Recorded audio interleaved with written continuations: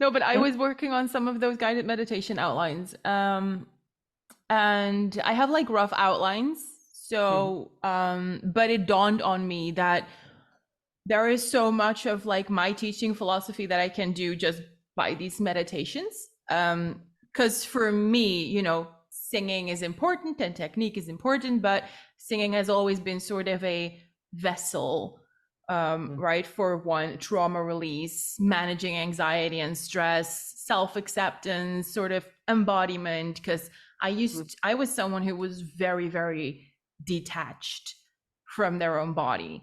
Yeah, Yeah, I guess. so a lot of just not being aware of what it was at all, not knowing what I felt, how I felt, just sensations were a very strange thing to me. Like, was I hot, was I cold, did something feel nice, or did it hurt, or whatever. Like, all of that was just a big blob of just not always necessarily nothing, but irrelevance, almost, right? It was kind of like my identity exists in my brain and my body is just a sack that carries me around.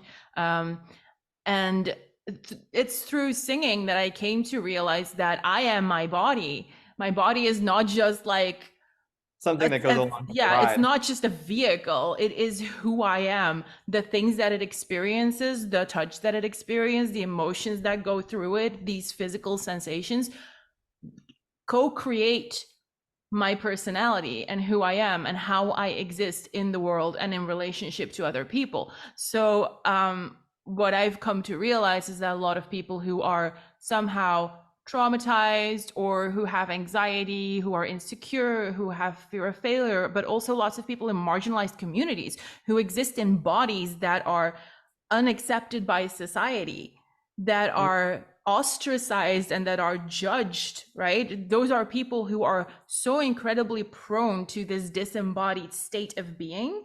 And Um, it's so common. yeah, It is actually so very common because who hasn't received some sort of yeah, internalized shame yeah, from the media or yeah, family mm, in some yeah, way? Body shaming is like so real. absolutely. And so you find like it's a niche, but it's also something that is so widespread Yeah. that And I think so many people just exist with that, not realizing what they're lacking and how their quality of life could be different if Mhm. that changed for them, Mhm. right? And I have found my embodiment through singing. And I have also found that without that embodiment, I would be a worse singer.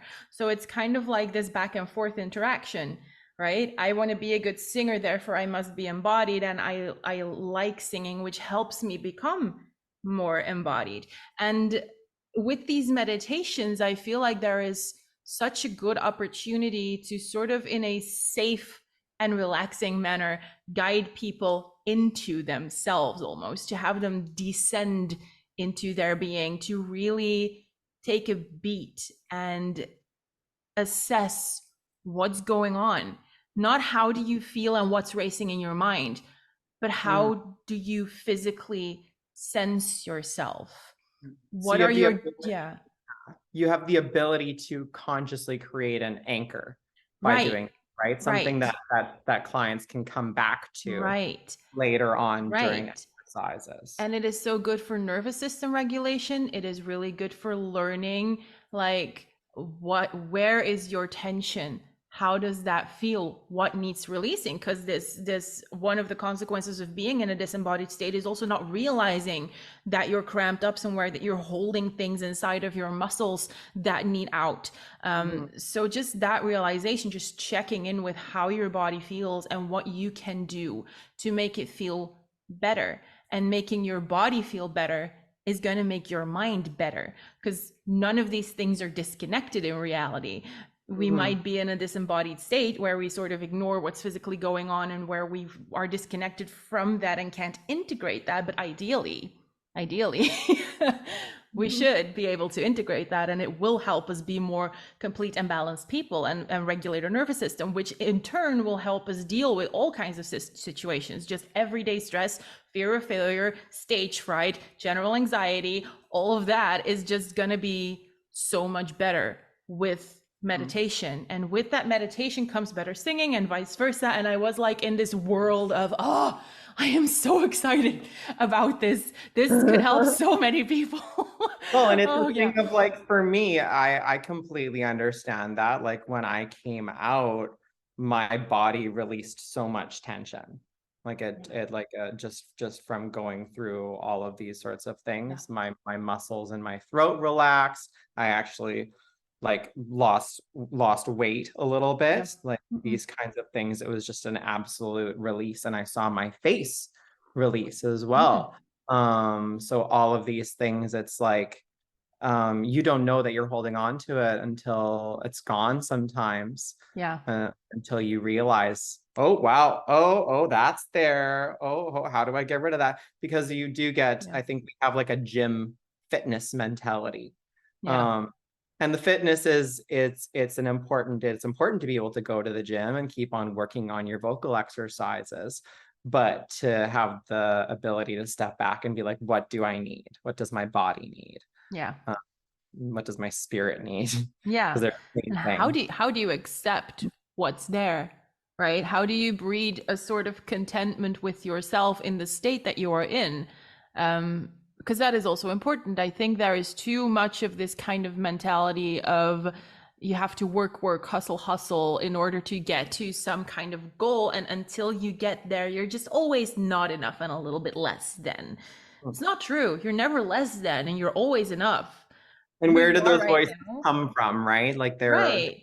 there are people in your life or the media that it's important to recognize. Yeah. What Those voices. messages I have like you to name received? Yeah. them. Like, what messages have you received throughout your life to make you be so down on yourself and to make you feel like you always need to be a step up in order to be acceptable? What I have really found more and more when not just when I started singing, but when I started teaching, and the more I started working with my own clients, the more radical I think I've become in this Mhm. idea of everybody is enough. Everybody is enough the way they are. Everybody is valid the way they are. It is not up to me to judge what you bring, right? And whatever you bring is good and is beautiful. And what I want to do is help you serve yourself in the Mhm. best way that you can and help you feel yourself in the best way that you can. And whatever is blocking you from being able to do that, that is something that I am here to help you with. And I Mhm. do that. I operate through voice because I love singing and singing is important to me. But to me, it really functions as a tool of self acceptance, knowing yourself, and being safe within yourself and making safe connections with other people. Because that is Freedom. something that happens in my voice lessons a lot, is people who have not had safe relationships, who have not had safe spaces to express themselves, to practice something that they love, and they always feel like they're going to feel like they're being judged. And I want to provide a space where they can learn that going through this journey and discovering themselves and learning about all of this stuff can happen in a supportive environment that is not judgmental, where you start Mhm. where you start, and that's great. And wherever it takes you, I am here to be supportive of what you need, not to judge you on where I think you need to go. And I think Mhm. that that is one of the most important things Mhm. that you can do in voice lessons with people. And I think that that is something that is really lacking in this industry. There is Sounds like me. Yeah. such a focus on prestige and winning and achievement, while I think one of the greatest, if we talk in this language, quote unquote, achievements we can get to is giving ourselves this space and getting into these safe relationships with other people and learning to know ourselves and accepting ourselves as we are and that we are enough. And I think that's just the greatest achievement of all. So if we need to focus on achievement, I hope that it's that, right? Yeah. Because it's a cure for perfectionism. It's a Mm, cure for stage fright, because those sorts of things, believing that you are enough, self-love, that's going to get it to a place where you can allow yourself to get up in front of people yes. and say that this is me. Yes. um take it or leave it. I Yes. have support, and I've already been around people because I believe that I'm worthy of those people. So once you believe that you're worthy of them, you'll find them, because that's the way that Yeah. the world is. Yeah. And it's Uh, literally a way of finding your voice, I think, because singing is a communication and a self-expression. And if you are scared of the judgment of other people, and if you are thinking that you're not good enough and what you say isn't relevant and who you are isn't relevant or is bad somehow, then you're not going to express yourself. You're not going to communicate that to other people. mhm, So what we want is for people to feel more free mhm. to put themselves out into the world, which is such a beautiful thing with both your and my concept. Out there singing, put yourself out there singing, communicate yourself, express yourself to the world.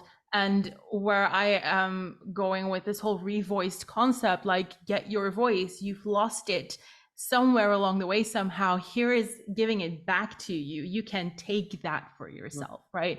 I think that's gorgeous. Yeah, and it goes along with functional training, right? Like, it's Yeah. not, there are so many voice teachers out there that have great functional training. Hmm. That is Yes, we very, very, cannot deny. very, Yeah. it's like, it's very, very accessible to people right now. And we will have that. Yeah. That should be something that is taken for granted. Yeah, What absolutely. else can you bring? Right? Yeah.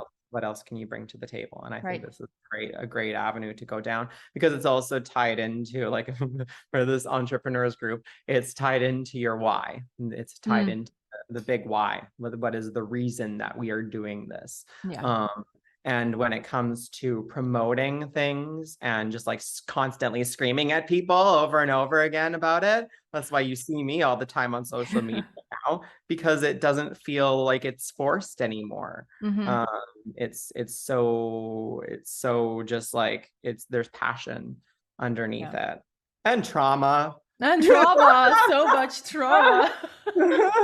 But I think it takes some trauma to overcome Oh in order yeah. to really know what this process is, and in order to really know what it's like to to move away from that trauma and to just rediscover yourself and to be able to finally have that regulation going on and to not Mhm. constantly exist in this hurt version of yourself. Not that Yeah, there's anything wrong with that hurt version of not at yourself, but all. you could be living your best life, and we Yeah, should all in our community want that for each other, to not be hurting and to be living absolutely. our best life. And And I we think that's the why. For me, that's the why. owning your trauma, because it's like we can sit there and laugh about trauma, because that's part of the societal joke of Hmm. trauma, that kind of thing, right? But it's like, it's also like, I have this trauma, these are the things that have happened to me, and Yeah. this is how I move forward.